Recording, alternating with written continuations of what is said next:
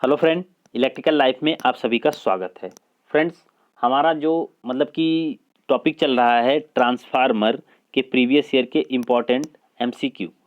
तो उसके उसकी ये क्लास नंबर 2 है और इसमें हम इम्पोर्टेंट एमसीक्यू का डिस्कशन करेंगे। ठीक है, तो एक एक क्वेश्चन को आप ध्यान से समझिए और ये सारे क्वेश्चन जो इम्पोर्टेंट होंगे वो होंगे यूपी आरबीएनएल टीजी 2 के लिए, यूपी पीसीएल टीजी 2 के लिए, या फिर किसी एग्ज़ाम कि किसी भी राज्य में अगर आपका आईटीआई इलेक्ट्रीशियन के बेस पर जो एग्ज़ाम होता है उसके लिए ये सारे क्वेश्चन जो हैं बहुत ही महत्वपूर्ण होंगे। ठीक है, तो चलिए अब हम डिस्कशन अपना शुरू करते हैं। एक एक क्वेश्चन को ध्यान से सुनिएगा कि कैसा क्वेश्चन है और कैसे एग्जाम में पूछा जा सकता है। चलिए, तो अगर हमारा पहला क्वेश्चन देखें आज का, तो है कि एक विशिष्ट परिणामित्र है यानी एक स्पेशल ट्रांसफार्मर जिसका प्रयोग असंतुलित संकेतों को संतुलित संकेतों में परिवर्तित करना है, तो वह क्या है? वह क्या बलून है? क्या वो ऑटो ट्रांसफार्मर है? क्या वो स्टेप अक्रॉस परिणामित्र है? या फिर वो सेंटर टाइप ट्रांसफार्मर है? तो आपको समझना है कि एक ऐसा ट्रांसफार्मर जो कि कैसा डिज़ाइन किया जाता है, एक स्पेशल टाइप का ट्रांसफार्मर होता है और उसका काम क्या होता है कि वह असंतुलित सिग्नल को यानी कि अनबैलेंस सिग्नल को कन्वर्ट कर देता है किसमें? बैलेंस सिग्नल में। यानी असंतुलित है तो उसको संतुलित बना देगा। तो वह हमारा स्पेशल ट्रांसफार्मर होता है बलून। क्या होता है? बलून। तो याद रखिएगा कि बलून एक ऐसा स्पेशल ट्रांसफार्मर है जो अनबैलेंस सिग्नल को, ठीक है, अनबैलेंस सिग्नल को बैलेंस सिग्नल में कन्वर्ट कर देता है। ठीक है, तो चलिए अगला देखते हैं। अगला क्वेश्चन है कि 100 वाट 200 वोल्ट का एक ताप दीप्त बल्ब 220 वोल्ट 20 केवीए ट्रांसफार्मर की प्राइमरी के साथ श्रेणी में लगा है। अब देखिए कि 100 वाट का बल्ब है और 200 वोल्ट उस पे मान लो वोल्टेज है, जो बल्ब है वो 220 वोल्ट और 20 केवीए ट्रांसफार्मर की प्राइमरी में लगा हुआ है। तो ट्रांसफार्मर की सेकेंडरी जब विपरीत परिपथ हो जाए तब बल्ब, अब देखिए सेकेंडरी जो है कैसा है? ओपन सर्किट हो जाए, खुला परिपथ हो जाए। देखो कभी कभी नाम ऐसा दे देगा ना कि विपरीत परिपथ हो जाए, तो आप खुद कंफ्यूज होगी कि ऐसा नाम तो मैंने सुना ही नहीं है। तो इसलिए थोड़ा सा कभी कभी ना आप इंग्लिश को भी देख लिया करिए कि क्वेश्चन क्या पता वहां से आपको आसान पड़ जाए। ठीक है, तो देखिए ओपन सर्किट यानी सेकेंडरी को हमने क्या कर दिया है? ओपन कर दिया है, खुला रख दिया है। तो फिर क्या होगा बल्ब के ऊपर? ऑप्शन देखिए कि ग्लो होगा, ग्लो नहीं करेगा, या फिर सामान्य चमक से कम ग्लो करेगा, या फिर सामान्य चमक जैसा ग्लो करेगा, या फिर सामान्य चमक से अधिक ग्लो करेगा। अब देखिए क्या मतलब है? मतलब क्वेश्चन का है कि अगर सपोज एक ये ट्रांसफार्मर की ये है प्राइमरी, ठीक, और ये ट्रांसफार्मर की है सेकेंडरी, ठीक, ये ट्रांसफार्मर की है प्राइमरी और ये सेकेंडरी। यहाँ पे हमने लगाया है एक बल्ब, ये क्या है? सपोज एक बल्ब लगाया है। ठीक है, अब ये बल्ब आपका कैसा ग्लो करेगा? जब हमने सेकेंडरी को क्या कर दिया है? ओपन कर दिया है। सेकेंडरी क्या हुआ है? ओपन हुआ है। अगर सेकेंडरी ओपन है तो आपको एक चीज तो क्लियर है ना कि प्राइमरी साइड मतलब सोर्स साइड और सेकेंडरी साइड का मतलब होता है कि लोड साइड, जिधर लोड आपका लगा होता है। क्लियर है? प्राइमरी नॉर्मली हम उसको बोलते हैं जिधर सोर्स लगा होता है, और सेकेंडरी हम उसको बोलते हैं जिधर हमारा भार यानी लोड लगा होता है। तो हमारा लोड क्या है? ओपन है। तो जब हमारे पास लोड ओपन रहता है तो आपको पता है कि आपको करंट मिलती है। आप कहोगे नहीं, हमको कोई भी करंट नहीं मिलती। सेकेंडरी में कोई करंट, यानी सेकेंडरी अगर आप I2 मानते हो तो I2 क्या हो जाता है? जीरो। क्यों? क्योंकि कोई लोड नहीं लगा है। अगर कोई लोड ही नहीं लगा है तो फिर करंट कहाँ से मिलेगी आपको? क्योंकि परिपथ है तो पूरा है ही नहीं ना, ओपन है, परिपथ पूरा ओपन है। तो जब परिपथ ओपन है तो धारा क्या होगी? जीरो। अगर सेकेंडरी धारा जीरो है तो प्राइमरी धारा अधिक होगी कम? आप कहोगे कि जब सेकेंडरी धारा हमारी जीरो होती है तो प्राइमरी में हमको मैग्नेटाइजिंग करंट मिलती है।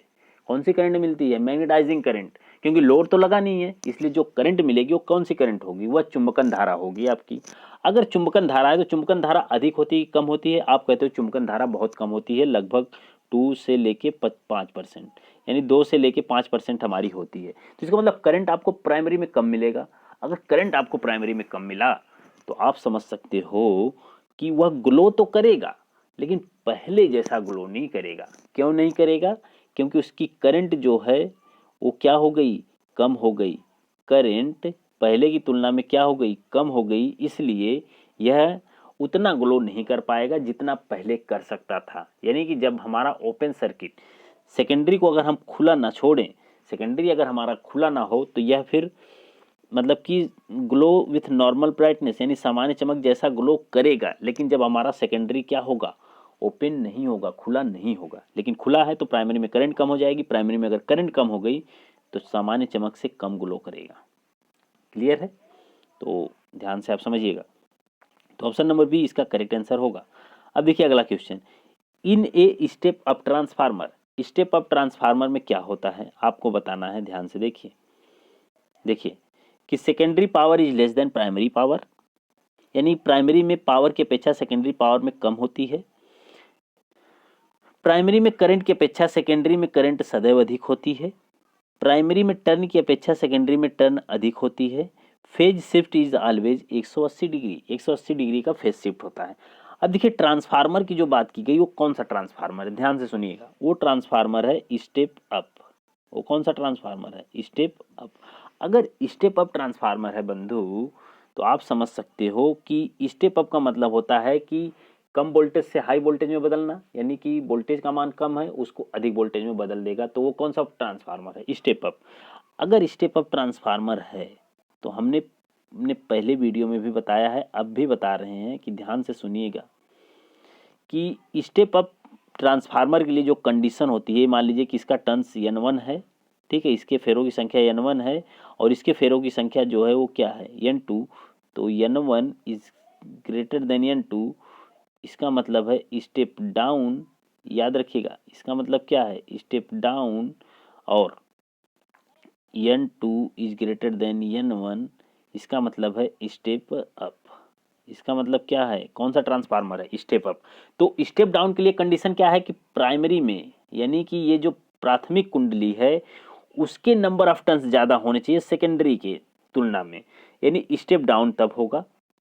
और स्टेप अप के लिए कंडीशन क्या बन गई कि N2 यानी कि सेकेंडरी में जो फेरों की संख्या है वह प्राइमरी में फेरों की संख्या से क्या होनी चाहिए, अधिक होनी चाहिए। तो वो होगा स्टेप अप। तो स्टेप अप से क्लियर हो गया कि सेकेंडरी में फेरों की संख्या अधिक होगी और प्राइमरी में फेरों की संख्या कम होगी। उसके बाद स्टेप अप का मतलब कि यहाँ पे वोल्टेज V1 है और यहाँ पे वोल्टेज V2 है। क्लियर है? तो ध्यान समझना कि V1 बड़ा होगा V2 से कब, स्टेप डाउन के केस में, ठीक है, जब हम स्टेप डाउन ट्रांसफार्मर की बात करेंगे। और V1 छोटा होगा किससे, V2 से कब, जब हम स्टेप अप ट्रांसफार्मर की बात करेंगे। तो यहाँ से क्लियर एक चीज़ और हो गई कि स्टेप अप ट्रांसफार्मर है अगर, ठीक है, स्टेप अप, तो ये मान लीजिए V1 है, ये V2 है, तो V1 बड़ा होगा मतलब छोटा होगा V2 से, यानी V2 का वोल्टेज अधिक, यानी कि सेकेंडरी में वोल्टेज अधिक और प्राइमरी में वोल्टेज कम होगा, तब हमारा स्टेप अप होगा। एक चीज और इंपॉर्टेंट है, ये भी याद रखिए, क्वेश्चन किसी भी तरह से आपको घुमा के पूछा जा सकता है। I1 मान लीजिए यहाँ पे करंट है, यहाँ पे जो करंट है वो I2 है, हमने मान लिया। तो अगर I1 बड़ी है I2 से, ध्यान समझना, I1 क्या है, बड़ी है I2 से। क्लियर? तो फिर क्या होगा, स्टेप अप होगा कि स्टेप डाउन होगा, तब आप कहोगे स्टेप अप होगा, स्टेप अप, ठीक है। और अगर I2 बड़ी होती है I1 से तो फिर हमारा क्या होगा, तब हमारा होगा स्टेप डाउन, ठीक है, स्टेप डाउन। तो मुझे लगता है कि एक एक पॉइंट मैंने क्लियर कर दिया स्टेप अप से लेके स्टेप डाउन का। तो अब आएगा अगर क्वेश्चन, तो मुझे नहीं लगता कि आपको दिक्कत होनी चाहिए, ऐसे क्वेश्चनों में आप आसानी से सॉल्व कर सकते हो। तो इसका करेक्ट आंसर जो होगा वो ऑप्शन नंबर सी, यानी secondary turn are more than primary turn, यानी प्राइमरी में जो टर्न है वह सेकेंडरी की तुलना में मतलब कि प्राइमरी में टर्न की अपेक्षा सेकेंडरी में टर्न अधिक होते हैं। तो सेकेंडरी में अधिक टर्न होंगे, प्राइमरी में कम होते हैं जब स्टेप अप की बात करते हैं। किसकी, स्टेप अप ट्रांसफार्मर की। तो स्टेप अप ट्रांसफार्मर में प्राइमरी में टर्न की अपेक्षा सेकेंडरी में टर्न अधिक होते हैं, तथा स्टेप डाउन ट्रांसफार्मर में प्राइमरी में टर्न की अपेक्षा सेकेंडरी में टर्न कम होते हैं। तो मैंने सारी चीज़ें आपको बता दिया, क्लियर है। चलिए अब देखते हैं अगला क्वेश्चन अपना। अगला क्वेश्चन है कि ट्रांसफार्मर की कोर में भंवर धारा हानियां निम्नलिखित द्वारा घटाई जा सकती हैं। तो भंवर धारा हानियां आपको घटाना है। अब आपको क्या क्या यूज करना है, कैसे यूज करना है, बस आपको भंवर धारा हानियां घटाना है, क्योंकि एक प्रकार का लॉस है, हम चाहेंगे इसको घटा दें किसी तरह से। तो कैसे घटाएंगे, increase thickness of lamination, increase air gap in the magnetic circuit, decrease thickness of lamination, reducing air gap in the magnetic circuit. तो देखिए क्या है कि पटलों की मोटाई बढ़ाकर चुंबकीय परिपथ में वाई अंतराल बढ़ाकर, पटलों की मोटाई घटाकर चुंबकीय परिपथ में वाई अंतराल घटाकर। तो कैसे करेंगे समझिए ध्यान से। अब आपको ये करना होगा कि जो पी ईडी करंट यानी ईडी करंट लॉस है उसका फॉर्मूला आपको पता है कि नहीं पता है। अगर फॉर्मूला पता है तब तो फिर बहुत आसानी से कर सकते थे यार। तो फॉर्मूला देख लेते हैं। ईडी करंट लॉस बराबर जो ये प्रोपोर्शनल होता है वो होता है बी मैक्स का स्क्वायर टी का स्क्वायर एफ का स्क्वायर इंटू वी। तो ये फॉर्मूला बहुत इंपॉर्टेंट है, याद रखिएगा कि ईडी करंट लॉस का फॉर्मूला भी कभी कभी आपसे पूछा जाता है, तो आपको याद रहना चाहिए। तो देखिए ट्रांसफार्मर की कोर में भंवर धारा हानियां पटलों की मोटाई घटाकर की जा सकती है। अब देखिए आप यहाँ से देख रहे हो डब्ल्यू ईडी करंट लॉस जो है डायरेक्टली प्रोपोर्शनल है टी स्क्वायर के। तो ये टी जो है ये थिकनेस है यानी कि पटलों की मोटाई यानी कि लेमिनेशन की मोटाई है।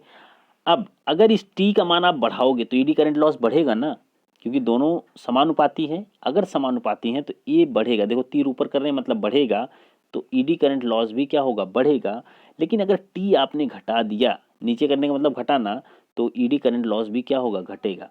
तो ये टी जो है ये क्या है मोटाई है, मोटाई बढ़ाओगे तो ईडी करंट लॉस बढ़ेगा, मोटाई घटाओगे तो ईडी करंट लॉस घटेगा। ठीक है, तो इससे आपको क्लियर हो गया कि ऑप्शन नंबर सी यानी पटलों की मोटाई घटाकर यानी जो लेमिनेशन हम इस्तेमाल करेंगे उनकी मोटाई को कम कर देंगे तो हमारा ईडी करंट लॉस कम हो जाएगा। तो देखिए उपरोक्त सूत्र से स्पष्ट है कि भंवर धारा हानियां पटलों की मोटाई के वर्ग के समानुपाती है। अतः यदि पटलों की मोटाई कम कर दी जाए तो भंवर धारा हानियां कम की जा सकती हैं। क्लियर है ये चीज। तो ऑप्शन नंबर सी इसका करेक्ट आंसर होगा। चलिए अगला देख लेते हैं क्वेश्चन क्या है। अगला क्वेश्चन है कि the condition for maximum efficiency for a transformer. तो ट्रांसफार्मर के लिए मैक्सिमम इफिशियंसी आपकी क्या होनी चाहिए। ऑप्शन है हिस्टेरिसिस लॉस बराबर eddy current loss, core loss बराबर आयरन लॉस, कॉपर लॉस बराबर आयरन लॉस, टोटल लॉस बराबर कॉपर लॉस। तो क्या होगा सही आंसर, आपको बताना है इसका सही आंसर। ठीक है, तो बताइए कैसे बताएंगे, बताइए। ठीक है बताइए। तो ध्यान से अगर आप देखें तो मैक्सिमम इफिशियंसी के लिए जो कंडीशन होती है, किसी भी ट्रांसफार्मर की बात करो, चाहे डीसी मशीन की बात करो, चाहे कहीं की भी बात आप करेंगे, तो मैक्सिमम इफिशियंसी के लिए होता है कि कोर लॉस, ठीक है, जिसको आप क्रोड हानियां यानी कोर हानि बराबर होगी किसके, कोर हानि आपकी बराबर होगी कॉपर लॉस के, ठीक है, कॉपर हानिया के। ये कंडीशन आपको याद रखना है कि कॉपर लॉस और कोर हानियां अगर आपस में बराबर हैं तो क्या होंगी, वह आपकी होंगी मैक्सिमम इफिशियंसी यानी कि अधिकतम दक्षता की कंडीशन होगी। क्लियर है। या फिर कहीं कहीं पे ना एक होता है कांस्टेंट यानी कि कांस्टेंट मतलब फिक्स लॉस, जो कि फिक्स जो बदलता नहीं हो, जैसे कि कोर लॉस जिसको आप लव हानि है या फिर कोर हानि कहते हो, ये क्या होती है कांस्टेंट लॉस होती है। ये लोड के ऊपर निर्भर नहीं करती, ये आप लोड बढ़ाओगे घटाओगे ये आपकी हमेशा फिक्स रहेगी। एक बार ट्रांसफार्मर आपका डिज़ाइन हो गया तो कोर लॉस उसकी फिक्स हो जाती है, उसको हम बोल देते हैं कांस्टेंट लॉस। हमारे पास जो सीयू लॉस यानी कॉपर लॉस यानी कॉपर हानि जो होती है सीयू लॉस, ये हमारे पास होती है वेरिएबल यानी परिवर्तनीय लॉस जो कि बदलती रहती है। ठीक है, इसको हम बोलते हैं परिवर्तनीय लॉस जो कि बदलती रहती है।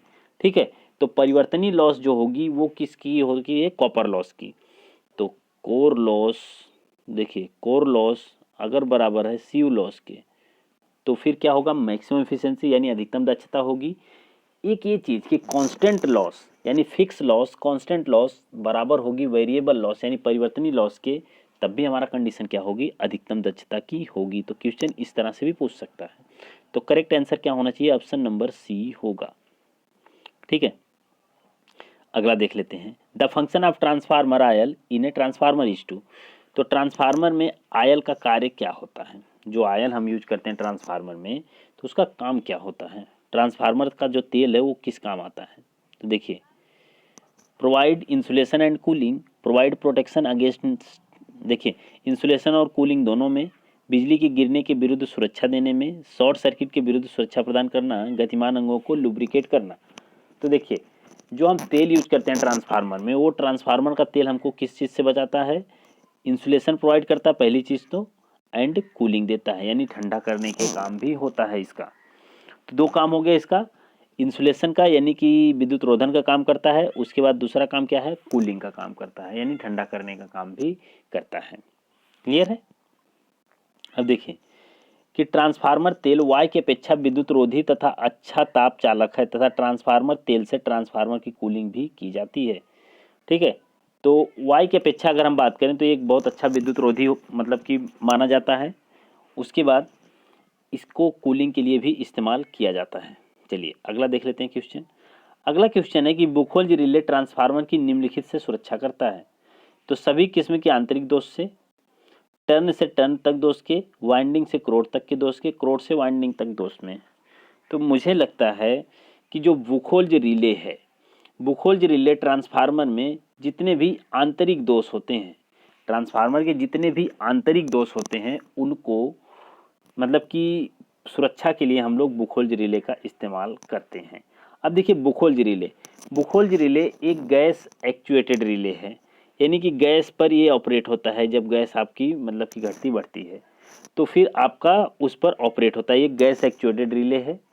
उसके बाद बुखोल्ज रिले का हम इस्तेमाल उसी ट्रांसफार्मर में करते हैं जिस ट्रांसफार्मर में ऑयल टैंक लगा होगा, ऑयल टैंक लगा होगा। ठीक है, क्लियर है? तो ट्रांसफार्मर में जो, अगर जिस ट्रांसफार्मर में ऑयल टैंक यानी तेल नहीं रहता है उस पर, उसमें हम बुखोल्ज रिले का इस्तेमाल नहीं करते हैं। क्लियर है? उसके बाद सभी आंतरिक फॉल्ट को ज्ञात करने के लिए हम लोग इसका इस्तेमाल करेंगे।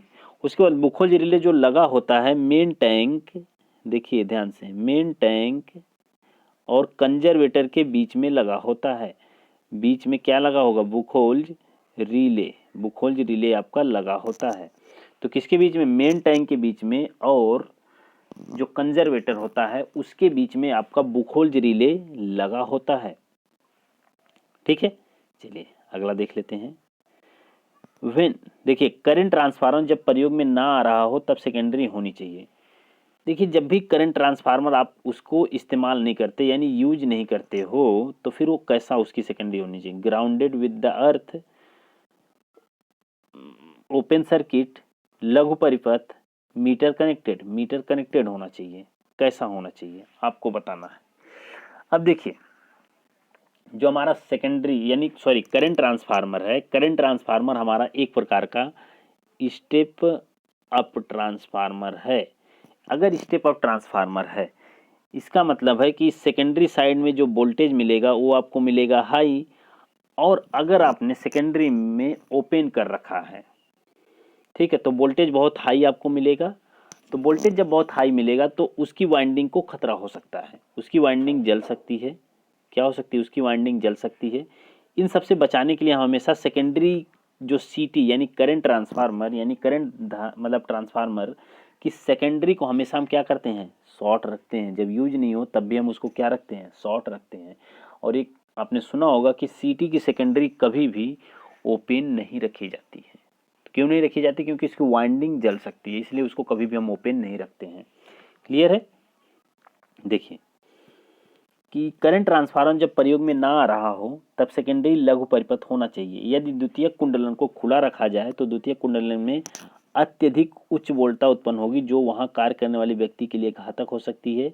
इसके साथ ट्रांसफार्मर की क्रोड भी अधिक संतृप्त होकर अपना चुंबकीय गुण सदैव के लिए नष्ट कर देगी। तो ये सारे पॉइंट है, ये मैंने पहले भी बताया है, आज भी आपको बता रहे हैं। चलिए अगला देख लीजिए। अगला है कि transformer are rated in, transformer किस में रेटेड होते हैं? किलोवाट में, केवी में, किलोवाट आवर में, केवीए में, आपको बताना है। तो ट्रांसफार्मर किस चीज़ में रेटिंग की जाती है ट्रांसफार्मर की? तो अब देखिए अगर हम बात करें तो ध्यान से समझिएगा कि ट्रांसफार्मर आपने देखा होगा तो आप कहेंगे कि सर 33 केवीए का ट्रांसफार्मर है, 11 kVA का ट्रांसफार्मर है, 66 kVA का ट्रांसफार्मर है, इस तरह से आप देखते हो। तो ये kVA जो है ये क्या है, ये ट्रांसफार्मर की रेटिंग ही तो है। क्या है, ट्रांसफार्मर की रेटिंग ही तो है। तो ट्रांसफार्मर की रेटिंग किस में हो जाएगी, kVA में, यानी ऑप्शन नंबर डी सही होगा। उसके बाद कभी कभी आपसे जनरेटर की रेटिंग पूछी जाती है, जनरेटर की। तो जनरेटर की रेटिंग जो होती है वह होती है किलोवाट में। जनरेटर की रेटिंग किस में होती है, किलोवाट में होती है। क्लियर। उसके बाद कभी कभी आपसे मोटर की रेटिंग पूछी जाती है। तो मोटर की रेटिंग किस में होती है, मोटर की रेटिंग होती है एचपी में, यानी हार्स पावर में। क्लियर है। चलिए अगला देख लेते हैं। हाँ, क्वेश्चन को ध्यान से देखिए कि ट्रांसफार्मर की सेकेंडरी में प्रेरित विद्युत वाहक बल निम्नलिखित पर निर्भर करता है। तो ट्रांसफार्मर में जो सेकेंडरी में यानी E2 हम मान लेते हैं, E2 जो पैदा होता है वह किस चीज़ पर निर्भर करता है। पहला है फ्रीक्वेंसी यानी केवल सप्लाई की आवृत्ति पर, दूसरा है केवल सेकेंडरी के टर्न पर, तीसरा है केवल कोर में अधिकतम फ्लक्स घनत्व पर, या फिर कि maximum flux in the core only, यानी केवल फ्लक्स पर निर्भर करता है, या फिर ऑप्शन नंबर डी क्या है कि फ्रीक्वेंसी पर, फ्लक्स पर, number of turns in the secondary. तो जो E2 पैदा होता है यानी सेकेंडरी में जो E2 पैदा होता है बेसिकली वो किस किस चीज पर निर्भर करता है, वह निर्भर करता है आपका फ्लक्स पर, उसके बाद आवृत्ति पर, उसके बाद नंबर ऑफ टर्न्स पर। तो E2 आप देखोगे, ध्यान से देखना, E2 जब भी आप देखोगे, E1 देखो चाहे E2, 4.44 यही तो फॉर्मूला पढ़ते हो ना, ठीक है, यही तो फॉर्मूला हम पढ़ते हैं ना, 4.44 फाई एफ एन। तो फाई किस पर, इस पर निर्भर करेगा, एफ इस पर भी निर्भर करेगा, एन इस पर भी निर्भर करेगा, यानी तीनों चीज पर निर्भर करेगा। सेकेंडरी की बात करें चाहे प्राइमरी की, तो सेकेंडरी की बात होगी तो एफ ये तो N2 बस हो जाएगा, यही फर्क है और कुछ नहीं, बाकी सब चीजें सेम रहेंगी। E1 की बात होती तो E1 बराबर 4.44 फाई एफ N1, यही हो जाता। ठीक है, तो क्लियर है। तो ऑप्शन नंबर डी इसका सही आंसर हो जाएगा। चलिए, करंट ट्रांसफार्मर का प्रयोग निम्न में से किस मापयंत्र के साथ किया जाता है, बताइए। करंट ट्रांसफार्मर अमीटर के साथ, वोल्ट मीटर के साथ, बोथ 1N यानी दोनों में, या फिर नन ऑफ दिस किसी में भी नहीं। तो बताना है आपको किस, जो आपके पास करंट ट्रांसफार्मर है वो किस में उपयोग किया जाता है। तो आप ध्यान से समझो कि करंट ट्रांसफार्मर क्या है। करंट ट्रांसफार्मर यानी करंट को मेजर करने के काम आता है, ठीक है। करंट ट्रांसफार्मर आपका मेजरिंग में काम आता है। उसके बाद दूसरा काम कहाँ पे होता है, प्रोटेक्शन में, यानी सुरक्षा में इसका इस्तेमाल करते हैं, ठीक है। तो करंट ट्रांसफार्मर का काम क्या होता है, यह मान लो कोई करंट लो, मतलब कि हाई करंट आपको मेजर करना है, ठीक है, और एमीटर की उतनी क्षमता नहीं है कि वो उतनी करंट को माप सके। तो उसके लिए हम लोग इस्तेमाल करते हैं क्या, सीटी का, यानी करंट ट्रांसफार्मर का। किसका इस्तेमाल करते हैं, करंट ट्रांसफार्मर का। और करंट ट्रांसफार्मर लोड के साथ कनेक्ट होता है श्रेणी में, ये पॉइंट आपको याद रखना है। करंट ट्रांसफार्मर लोड के साथ कैसा कनेक्ट होता है, श्रेणी में। तो ऑप्शन नंबर ए सही हो जाएगा। क्लियर। अगला देख लेते हैं। अगला है कि transformer core are laminated to reduce. तो ट्रांसफार्मर कोर को हम लेमिनेट करते हैं, यानी कि क्रोड का पटलन करते हैं, किसको घटाने के लिए। तो बहुत बार एक क्वेश्चन आ गया, तो इसका correct answer option number A, यानी ईडी करंट को कम करने के लिए हम लोग लेमिनेशन का इस्तेमाल करते हैं, ठीक है। चलिए अगला है स्टेप अप ट्रांसफार्मर इंक्रीज। अब स्टेप अप ट्रांसफार्मर क्या इंक्रीज करता है, आपको बताना है ना, क्या इंक्रीज करता है। भाई मैंने कितनी बार बताया कि स्टेप अप है तो वोल्टेज को इंक्रीज करेगा, करंट को क्या करेगा, कम करेगा, ठीक है। तो जो स्टेप अप है वो वोल्टेज को बढ़ाएगा लेकिन करंट को कम करेगा। स्टेप डाउन है करंट को बढ़ाएगा, वोल्टेज को कम करेगा। तो ऑप्शन नंबर ए सही आंसर हो जाएगा। चलिए अगला देख लेते हैं। अगला है कि एक ट्रांसफार्मर में पूर्ण भार पर हानि 1000 वाट है, आधे भार पर हानि कितनी होगी। अब देखिए बहुत ही बढ़िया क्वेश्चन है, बहुत ही बढ़िया क्वेश्चन है। अब इसे हमें सॉल्व करना है। अब पूर्ण भार है यानी फुल लोड है, फुल लोड पर जो लॉस आपको मिला वो 1000 मिल गया। अब हमने कहा कि यार लोड मेरा ना मुझे आधा करना है, तब कितना लॉस होगा, थोड़ा हमें मतलब एक हमें कोई सामान लेने गए, हमने कहा कि हमारे पास 100 रुपये हैं, 100 रुपये में अगर हम खरीदेंगे तो हमको इतनी चीज़ें मिलेंगी। फिर हमने कहा नहीं यार अपने पास कुछ पैसे भी बच जाएं और हमारा कुछ वो हो जाए, मतलब कि काम भी हो जाए, पैसे भी थोड़े बच जाएं। तो फिर हमने लोड को कर दिया आधा। अब अगर लोड को आधा कर दिया तो फिर हमारा लॉस तो थोड़ा कम हो जाना चाहिए ना, तो कितना कम होगा यही बताना है आपको। चलो कोई नहीं, सबसे पहले बताइए लॉस का फॉर्मूला आप क्या जानते हो, हानियों का फॉर्मूला क्या है, यानी लोड हानि का फॉर्मूला होता है आई स्क्वायर आर। लोड हानि का फॉर्मूला क्या होता है, आई स्क्वायर आर। चलो इतना पता है आपको, आई थिंक इतना तो पता ही है। तो आई जो है ये क्या है, लोड करंट है, लोड करंट है, ठीक। आई जो है क्या है, लोड करंट, ठीक है। अगर ये लोड करंट है, इसी को आपको कर देना है आधा, क्योंकि लोड हमने आधा कर दिया तो करंट भी क्या हो जाएगी, आधा हो जाएगी ना। रेजिस्टेंस तो फिक्स रहेगा, रेजिस्टेंस तो एक मतलब कि प्रॉपर्टी है ना वाइंडिंग की, वो तो फिक्स रहेगी ना, लेकिन करंट आपको घटाना बढ़ाना है। लोड आधा करने का मतलब कि करंट को आधा करना है। तो सबसे पहले मान लीजिए कि फुल लोड पर जो लॉस हो रहा है वो कितना है, 1000 वाट है, ठीक। और फुल लोड पे क्या है, आई स्क्वायर आर आपको कितना दिया, 1000 वाट दिया है, 1000 वाट। अब हमने आई को इसको क्या कर देना, आई स्क्वायर आर, इसको हमें आई को आधा करना। आई को आधा करने का मतलब कि आई बाई 2 रखेंगे। आई को आधा करने का मतलब क्या, आई बटे 2 करना ना, आधा मतलब क्या, आई बटे 2। तो आई बटे 2 का स्क्वायर इंटू आर बराबर 1000। तो आई स्क्वायर आर अपान 4 हो जाएगा, क्योंकि आई स्क्वायर आर अपान 4। तो आई स्क्वायर आर अपान 2 का स्क्वायर मतलब 4। तो आप समझ सकते हो कि आई स्क्वायर आर अपान 4। तो आई स्क्वायर आर का मान कितना दे रखा है, आप कहोगे सर आई स्क्वायर आर का मान तो 1000 दे रखा है। चलो तो 1000 बटे 4 कर देना, भाग दे देना, 250 वाट आ जाएगा। तो सही आंसर ये डी होगा। सही आंसर क्या होगा, डी होगा। तो आप समझ सकते हो मैंने किस तरीके से, या फिर आप ऐसे भी कर सकते हो कि अर्ध लोड हानि बराबर पूर्ण भार हानि गुणे 1/2 का स्क्वायर, ठीक है। अब देखो आपको कुछ नहीं करना है, आपको कैसे करना है कि जैसे लोड आपका सपोज जो भी मतलब फुल लोड आपका कितना दे रखा है, सपोज 1000 दे रखा है, उसको छोड़ दो। अब 2/3 कहे तो यहाँ पे 2/3 का स्क्वायर कर देना, बस 2/3 का स्क्वायर। 3/4 कहे, आधा कहे तो 1/2 का स्क्वायर कर देना। 4/3 कहे तो 4/3 का स्क्वायर कर देना कि लोड का 4/3 बताओ कितना होगा। तो ये फुल लोड रखना, 4/3 का स्क्वायर कर देना, आपको मिल जाएगा, ठीक है। तो क्लियर है, आपका सही आंसर मिल जाएगा 250 वाट। अब देखिए अगला, सिंगल फेज ट्रांसफार्मर में पूर्ण भार ताम्र हानि किस परीक्षण से ज्ञात हो सकती है। तो फुल लोड कॉपर लॉस आपका किस परीक्षण से ज्ञात कर सकते हैं, सर्व दिवस परीक्षण से, लघु परिपथ परीक्षण से, पूर्ण भार परीक्षण से, खुला परिपथ परीक्षण से। तो हमें पता है कि सिंगल फेज हो या 3 फेज ट्रांसफार्मर, कॉपर लॉस हमेशा हम किससे पता करते हैं, वो हम पता करते हैं किससे, शॉर्ट सर्किट टेस्ट से, यानी कि लघु परिपथ दोष से। लघु परिपथ परीक्षण से हम लोग क्या करते हैं, ज्ञात करते हैं कि हमारे ट्रांसफार्मर में कितना कॉपर लॉस हो रहा है। और ओपन सर्किट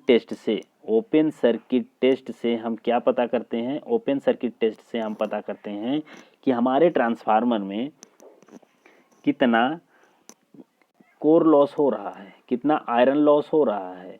इसको देखो, आयरन लॉस के लिए हम लोग क्या करेंगे, open circuit test, short circuit test से कॉपर लॉस को पता करेंगे। क्लियर है ना, ओके। चलिए ऑप्शन नंबर बी इसका सही आंसर होगा। अब देखिए, एक स्टेप अप ट्रांसफार्मर सेकेंडरी के संदर्भ में कौन सा कथन सही है, सेकेंडरी के संदर्भ में बताना है, रेफरेंस क्या है, सेकेंडरी है तो उसके संदर्भ में आपको बताना है। तो बताइए, वोल्टता कम होती है, धारा बढ़ती है, आवृत्ति स्थिर रहती है। वोल्टता बढ़ती है, धारा कम होती है, केवीए स्थिर रहता है। धारा कम होती है, केवीए कम होती है, चुंबकीय बल बढ़ता है। केवीए, आवृत्ति, वोल्टता तीनों बढ़ती है। तो आपको समझना है ना कि स्टेप अप की बात की गई। स्टेप अप के लिए मैंने कंडीशन सबकी सब बताया था, वोल्टेज हाई मिलेगा, करंट कम मिलेगी, पावर का चेंज नहीं होगा, फ्रीक्वेंसी का चेंज नहीं होगा, ठीक है। ये सब चीज़ें मैंने बताया है ना कि स्टेप अप ट्रांसफार्मर या स्टेप डाउन है तो उसमें ना तो फ्रीक्वेंसी को कभी चेंज नहीं कर सकते, ठीक। उसके बाद पावर को कोई चेंज नहीं कर सकता, ये दोनों हमेशा क्या रहेंगी, कांस्टेंट रहेंगी, चाहे कि प्राइमरी की बात करें चाहे सेकेंडरी की, ठीक है। तो चेंज क्या होगा, स्टेप अप मतलब वोल्टेज बढ़ जाएगा, क्या होगा, वोल्टेज बढ़ जाएगा, धारा क्या होगी, धारा कम हो जाएगी, यानी वोल्टेज बढ़ेगा, धारा कम होगी, केवीए स्थिर रहेगा। तो ऑप्शन नंबर बी ही तो होगा इसका सही आंसर, ऑप्शन नंबर बी। ठीक है, तो एक ऊंचाई ट्रांसफार्मर के द्वितीयक के संदर्भ में वोल्टता बढ़ती है, धारा कम होती है, केवीए स्थिर रहता है। ऊंचाई ट्रांसफार्मर के द्वितीयक कुंडल में फेरों की संख्या प्राथमिक की अपेक्षा अधिक होती है। तो ये तो मैंने आपको बता ही दिया है, कोई दिक्कत तो नहीं होनी चाहिए। चलिए अगला, अगला है कि ट्रांसफार्मर में टैप चेंजर का क्या कार्य है। तो ट्रांसफार्मर में जो टैप चेंजर का हम इस्तेमाल करते हैं उसका कार्य क्या है। दक्षता बढ़ाना, ताम्र हानि को कम करना, क्षरण धारा कम करना, वोल्टता अनुपात को भार के अनुसार नियंत्रित करना। तो बताइए ट्रांसफार्मर में जो टैप चेंजर है उसका इस्तेमाल हम क्यों करते हैं। टैप चेंजर का इस्तेमाल हम लोग करते हैं कि वोल्टता अनुपात को, यानी कि जो रेशियो है V1/V2, यानी कि इनका जो अनुपात है उसको भार के अनुसार नियंत्रित करना। भार के अनुसार हम एडजस्ट करते हैं, भार के अनुसार क्या करते हैं, एडजस्ट करते हैं कि कैसे हम भार का इस्तेमाल करेंगे। ठीक है, तो भार के अनुसार हम इसको क्या करेंगे, कंट्रोल करेंगे। ठीक है, देखिए कि ट्रांसफार्मर में टैप चेंजर का कार्य वोल्ट अनुपात के भार के अनुसार नियंत्रित करना है। यह एक प्रकार का सिलेक्टर स्विच होता है। कैसा है, एक प्रकार का सिलेक्टर स्विच है जो ट्रांसफार्मर की उच्च वोल्टता कुंडलों के वर्तन के साथ जुड़ा रहता है। बहुत इंपॉर्टेंट है कि टैप चेंजर का इस्तेमाल हाई वोल्टेज वाइंडिंग में करेंगे। कौन सी वोल्टेज में, एचवी वाइंडिंग में करेंगे, और भी ठीक है करेंगे, और इसकी सहायता से वर्तनों की संख्या को परिवर्तित करके ट्रांसफार्मर की निर्गत वोल्टता को नियंत्रित किया जाता है। इसके निर्गत वोल्टता में लगभग ±5% परिवर्तन किया जा सकता है। कितने प्रतिशत परिवर्तन कर सकते हैं, ±5% का परिवर्तन कर सकते हैं, और हमेशा किस में, एचवी साइड करेंगे। इसे ट्रांसफार्मर कोर की चैनल के ऊपर क्षैतिज रूप में अथवा ट्रांसफार्मर टैंक की दीवार के साथ ऊर्ध्वाधर रूप में स्थापित किया जाता है। अब देखिए ध्यान से कि इसे ट्रांसफार्मर कोर की चैनल के ऊपर क्षैतिज रूप में अथवा ट्रांसफार्मर टैंक कोर पे इस्तेमाल करेंगे तो क्षैतिज रूप से, ट्रांसफार्मर की टैंक की दीवार पे इस्तेमाल करेंगे तो ऊर्ध्व रूप से, यानी कि खड़े खड़े, और ये रहेगा तो ऐसे लेटे लेटे, इस तरह से इस्तेमाल करेंगे, और ऐसे है तो फिर ऐसे इस्तेमाल करेंगे। तो ध्यान से आप समझ जाइएगा, कभी भी आपसे क्वेश्चन पूछा जाएगा कि टैप चेंजर हमने ट्रांसफार्मर की कोर में इस्तेमाल किया है तो फिर उसका मतलब कि कैसे हम उसको करेंगे, क्षैतिज ऊर्ध्वाधर कैसा भी रहेगा तो आप इसको क्षैतिज बताएंगे, और टैंक की बात होगी तो फिर आप उसको ऊर्ध्वाधर बताएंगे। चलिए अगला, अगला है कि एक ट्रांसफार्मर किस सिद्धांत पर कार्य करता है। तो मैंने पहले भी ये बताया है किस पे काम करता है, तो ये म्यूचुअल इंडक्शन यानी अन्योन प्रेरण पर काम करता है। अन्योन प्रेरण पर काम करता है, क्लियर है, अन्योन प्रेरण पर काम करेगा। तो देखिए कि ट्रांसफार्मर अन्योन प्रेरण के सिद्धांत पर कार्य करता है क्योंकि प्रेरकत्व का अस्तित्व केवल एसी परिपथ में होता है, इसलिए ट्रांसफार्मर भी केवल एसी पर कार्य करता है, डीसी पर नहीं करता है। तो ये सब चीज़ें मैंने पहले भी आपको बता रखी हैं। चलिए अगला देख लेते हैं। हाँ, अगला है कि एक स्वपरिणामित्र यानी ऑटो ट्रांसफार्मर का प्रमुख उपयोग क्या है। पृथककारी ट्रांसफार्मर जैसा कार्य करना, यंत्र ट्रांसफार्मर जैसा कार्य करना, परिवर्तनशील ट्रांसफार्मर जैसा कार्य करना, एक वितरण ट्रांसफार्मर जैसा कार्य करना। तो ऑटो ट्रांसफार्मर का प्रमुख कार्य क्या है आपको यही बताना है। ठीक है, तो देखिए ये है एक ऑटो ट्रांसफार्मर जो है ये परिवर्तनशील ट्रांसफार्मर जैसा कार्य करता है, एक वेरिएबल ट्रांसफार्मर की जैसा कार्य करता है। तो देखिए करता है, ऑटो ट्रांसफार्मर में केवल एक कुंडली होती है, ये हमने पहले भी बात किया कि ऑटो ट्रांसफार्मर में केवल एक कुंडली होती है जो कि प्राथमिक तथा द्वितीयक दोनों कुंडलियों का कार्य करती है। ठीक है, ऑटो ट्रांसफार्मर में एक कुंडली होगी जो कि प्राइमरी और सेकेंडरी दोनों का कार्य करेगी। ऑटो ट्रांसफार्मर उस स्थिति में अधिक उपयोग होते हैं जहां रूपांतरण अनुपात कम हो। तो यानी रूपांतरण अनुपात यानी कि जैसे ट्रांसफार्मेशन रेशियो के बराबर V1/V2 बराबर I2/I1 बराबर N1/N2, जहाँ पे इसका मान आपको कम चाहिए होगा वहाँ पे हम इस्तेमाल करते हैं क्या, ऑटो ट्रांसफार्मर।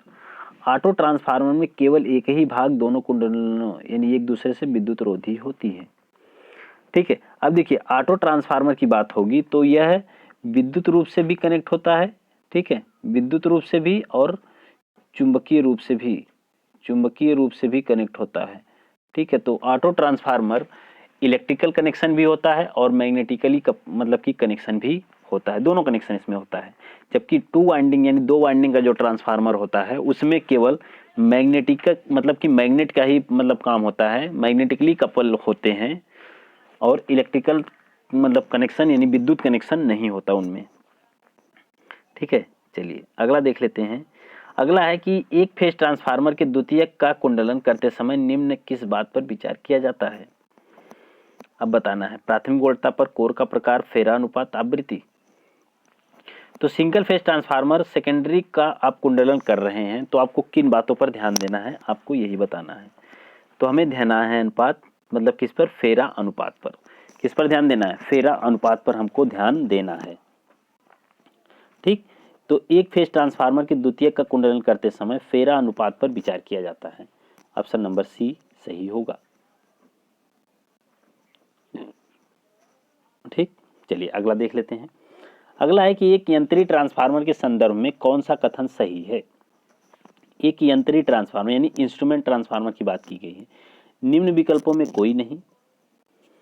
धारा ट्रांसफार्मर का प्राथमिक प्राइमरी लाइन से समांतर में जोड़ा जाता है। पोटेंशियल ट्रांसफार्मर की प्राथमिक भू से जुड़ी रहती है। धारा ट्रांसफार्मर का द्वितीयक कभी भी खुला नहीं होना चाहिए। तो एक यंत्रीय ट्रांसफार्मर की अगर हम बात करें तो सीटी और पीटी की बात की जाती है। सीटी और पीटी यानी कि करंट ट्रांसफार्मर और पोटेंशियल ट्रांसफार्मर, ये दोनों कैसे होते हैं, यंत्रीय ट्रांसफार्मर यानी इंस्ट्रूमेंट ट्रांसफार्मर होते हैं। और इंस्ट्रूमेंट ट्रांसफार्मर में जो सीटी यानी करंट ट्रांसफार्मर है उसकी सेकेंडरी कभी भी ओपन नहीं रखी जाती है। ऑप्शन नंबर डी आपको सही बताया गया है कि सीटी की सेकेंडरी कभी भी ओपन नहीं रखी जाती है। और जो धारा ट्रांसफार्मर होता है वो प्राथमिक लाइन से श्रेणी में जुड़ा होता है, ना कि सीरीज में, वो समांतर में। तो ये सारे के सारे जो 3 ऑप्शन है गलत हैं, ऑप्शन नंबर डी सही है। चलिए अगला देख लेते हैं। अगला है कि सिंगल फेज ट्रांसफार्मर के समांतर प्रचालन के लिए कौन सी शर्त आवश्यक है। तो सिंगल फेज ट्रांसफार्मर के समांतर प्रचालन के लिए कौन सी शर्त आवश्यक है। बराबर ध्रुवता, बराबर धारा अनुपात, बराबर वोल्टता अनुपात, बराबर केवीएस रेटिंग, संनिर्धारण। तो आपको बताना है, सिंगल फेज ट्रांसफार्मर है, समांतर में आप जोड़ रहे हो। समांतर का मतलब हो गया कि सपोज एक ट्रांसफार्मर आपका ये है, एक ट्रांसफार्मर ये है, एक ट्रांसफार्मर ये है, तीनों के तीनों हमने किस में जोड़ दिया, समांतर में। तो समांतर में जोड़ने से क्या होगा, मतलब कि क्या कंडीशन फुलफिल होनी चाहिए।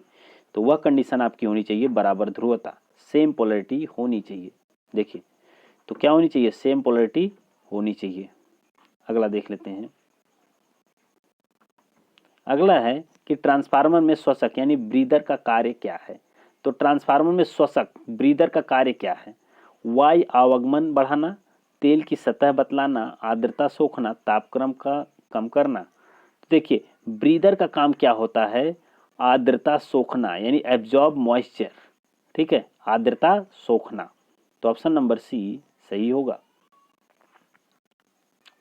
देखिए दो ट्रांसफार्मर जब समांतर में प्रचालित होते हैं तो वे आपस में भार किस आधार पर लेते हैं, बताइए।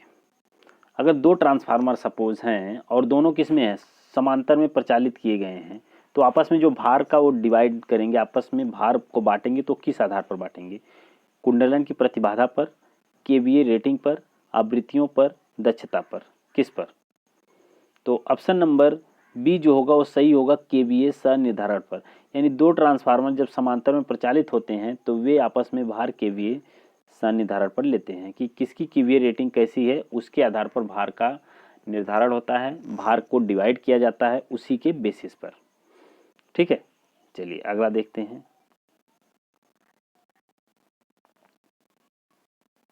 अगला है आपका कि which of the following is not the function of a transformer oil. यानी कौन सा कार्य फंक्शन मतलब कि ट्रांसफार्मर आयल का नहीं है। ट्रांसफार्मर आयल का कौन सा कार्य नहीं है। कूलिंग द प्राइमरी कॉइल यानी प्राइमरी कॉइल को ठंडा करना, सेकेंडरी कॉइल को ठंडा करना, अतिरिक्त इंसुलेशन प्रदान करना, प्रेरक युग्मन का प्रदान करना। तो ऑप्शन नंबर डी अगर आप देखिए, मैंने अभी बताया था कि ट्रांसफार्मर तेल का काम क्या होता है कि आपको विद्युत रोधन देता है, आपको कूलिंग देता है, दो काम करता है, विद्युत रोधन और कूलिंग। लेकिन इसके अलावा कुछ भी काम रहेगा तो ट्रांसफार्मर तेल का नहीं होता है, जैसे कि ऑप्शन नंबर डी में आपको दिखाया गया है। ऑप्शन नंबर डी में क्या गया, प्रोवाइड इंडक्टिव कपलिंग यानी प्रेरक युग्मन का कार्य करता है। ये क्या ट्रांसफार्मर का तेल करता है, नहीं। गलत है, एकदम गलत है। तो ऑप्शन नंबर डी गलत है। तो इसका मतलब सही आंसर कौन सा होगा? ऑप्शन नंबर डी होगा। ठीक है, चलिए अगला देख लेते हैं। अगला है कि copper loss in a transformer occurs in. तो ट्रांसफार्मर में कॉपर हानियां निम्नलिखित में होती हैं, क्रोड में, वाइंडिंग में, मेन बॉडी में या फिर बुशिंग में। ठीक है, तो आप समझो ना, कॉपर लॉस आप वहां पे करोगे जहां पे वाइंडिंग होगी। ठीक है, वाइंडिंग में ही तो कॉपर लॉस मतलब कौन सी loss? I square R loss, I square R. तो जहां पे आर होगा, आर कहाँ होगा? क्या क्रोड में आर होगा? नहीं, वाइंडिंग में तो होगा, वाइंडिंग में तो आर होगा। तो जहां पे आर होगा वहीं पे कॉपर लॉस होगा, कॉपर हानियां वहीं पर होगी। तो वाइंडिंग इसका सही आंसर होगा। चलिए अगला क्वेश्चन है कि in transformer the insulation resistance between the primary and secondary must be. तो ट्रांसफार्मर की जो प्राइमरी और सेकेंडरी होती है उनके बीच का इंसुलेशन रेजिस्टेंस कितना होता है? उनके बीच का रेजिस्टेंस यानी प्रतिरोध कितना होता है? मैंने कितनी बार बताया कि अब देखिए, ये ट्रांसफार्मर मैंने बता दिया। अब ये मान लीजिए प्राइमरी साइड है और ये सेकेंडरी साइड है, इनके बीच में कोई इलेक्ट्रिकल कनेक्शन है? इनके बीच में कोई विद्युत कनेक्शन है? आप कहोगे सर देखने को तो नहीं लग रहा है कि है कोई। तो भाई जब देखने पे नहीं लग रहा है तो है ही नहीं ना, है ही नहीं। जब है ही नहीं तो इसका मतलब है कि ये कैसा है? एक खुला परिपथ दोष मतलब खुला परिपथ है। और खुला परिपथ के लिए रेजिस्टेंस हम कितना बताते हैं? खुला परिपथ में धारा जीरो होती है लेकिन रेजिस्टेंस क्या होता है? रेजिस्टेंस जो होता है इनफाइनाइट होता है। खुला परिपथ का रेजिस्टेंस क्या होता है? इनफाइनाइट। तो ऑप्शन नंबर डी सही आंसर हो जाएगा। ठीक, अब देखिए अगला क्वेश्चन है कि समांतर प्रचालन के लिए संभव 3 से 3 फेज ट्रांसफार्मर संबंध है। तो संभव मतलब कि 3 फेज ट्रांसफार्मर आपको दिखाया गया है। तो पैरेलल ऑपरेशन के लिए कौन सा कनेक्शन सही रहेगा? डेल्टा से स्टार से डेल्टा स्टार, डेल्टा से डेल्टा, या फिर मतलब कि प्राइमरी डेल्टा से डेल्टा, सेकेंडरी डेल्टा से स्टार। ठीक है, स्टार से स्टार, डेल्टा स्टार, स्टार से स्टार टू, वाई से डेल्टा। आपको यही बताना है ना, ध्यान समझिए। समांतर प्रचालन के लिए 3 फेज ट्रांसफार्मर है। तो 3 फेज में ये मान लीजिए कि स्टार से स्टार एक ट्रांसफार्मर होगा तो दूसरा कैसा होगा? डेल्टा से स्टार होगा। या फिर मान लीजिए कि पहला जो होगा वो डेल्टा से स्टार में होगा, दूसरा क्या होगा? स्टार से डेल्टा में होगा। यही आपसे पूछा गया है। तो इसका करेक्ट आंसर क्या होगा? क्वेश्चन नंबर 43 का। ठीक है, अब देखिए, तो ऑप्शन नंबर ए जो होगा इसका सही आंसर होगा। यानी समांतर प्रचालन के लिए संभव उसे 3 फेज ट्रांसफार्मर यानी डेल्टा से स्टार, यानी कि एक ट्रांसफार्मर डेल्टा से स्टार होगा तो दूसरा भी क्या होना चाहिए? डेल्टा से स्टार ही होना चाहिए। अगर एक ट्रांसफार्मर डेल्टा से डेल्टा है तो दूसरा भी क्या होना चाहिए? डेल्टा से डेल्टा ही होना चाहिए। अगर एक स्टार से डेल्टा है तो दूसरा भी क्या होना चाहिए? स्टार से डेल्टा होना चाहिए। तो 3 फेज ट्रांसफार्मर का कनेक्शन आपको करना है तो फिर ये बहुत ज़रूरी है कि आपको कैसा रखना पड़ेगा।